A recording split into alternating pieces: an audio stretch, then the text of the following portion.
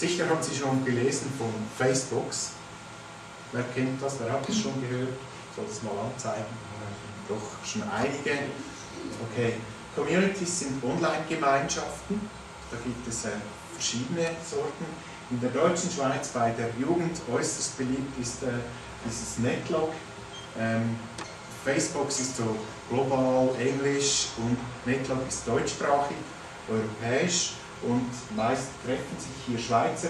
Ich habe hier auch mal so im Sinne der Forschung ein Profil eröffnet.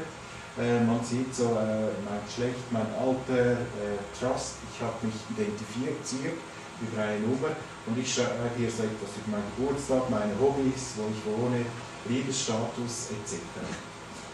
Das ist einfach so mein Profil online. Wenn man etwas weiter runterscrollt, sieht man noch, man hat hier Freunde. Ist wirklich mehr Forschung. Ich habe daher nur 11 Freunde. Ich bin natürlich nicht so einsam auf dieser Welt. Aber hier so für den Testzweck reicht das.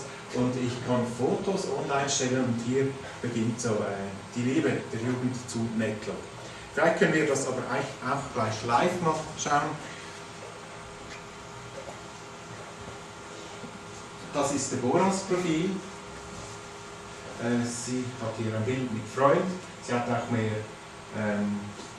Freunde und Fotos. 97 Freunde sind es derzeit. Da sieht man, da geht natürlich anders was. 61 Anfragen, die sie auch nicht annehmen. Das ist die Schattenseite des Systems. Jeder kann da reinschauen und sagen, ich will mit dir befreundet sein. Die Deborah ist hübsch, ist ja auch meine Tochter. Gut. Ich kann schon ins andere Fenster holen. Ja.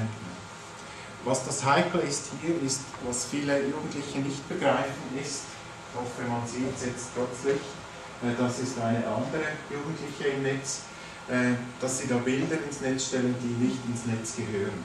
Das haben wir mit ihren Kindern ausführlich thematisiert.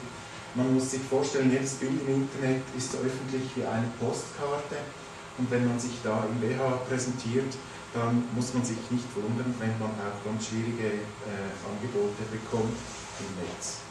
Und das ist auch einer der Gründe, weshalb es sich lohnt, mit den Kindern in Sachen Computer gemeinsam unterwegs zu sein, um eine Ahnung zu haben, was die da treiben auf diesem Online-Spielplatz der Communities.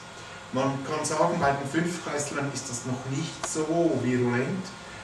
Wir haben das ganz sanft getestet, mit einem anonymisierten Bild und es ist doch erstaunlich, dass einige der Kinder Netlog doch bereits kannten, Stand letzten November. Das ist eine Tatsache.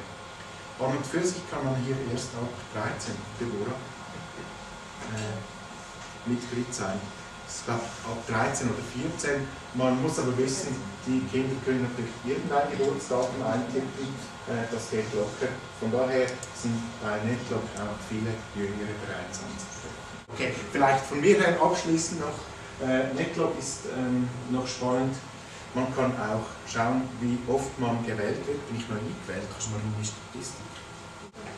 Okay, man sieht sonst die Statistik von Deborah. Da waren doch einige, die reingeschaut haben. So sieht man auch etwas die Beliebtheit. Noch krass ist, man hat das Gefühl, so poppig und Bildchen und Videos, das wären vor allem Jugendliche, die das tun. Muss aber berücksichtigen, dass hier auch ganz viele Erwachsene sind. Ich habe mal den Test gemacht, oder wir haben den Test gemacht. Also du hast den Test gemacht. Er hat einfach ganz unverfänglich, er war ja nur probeweise oder testweise oder für Forschungszwecke unterwegs und hat bei seinem Liebesleben oder was Liebesstatus hat er Single und auf der Suche reingetragen. Was ich dann, weil ich auch auf Forschungszwecke war, herausgefunden habe.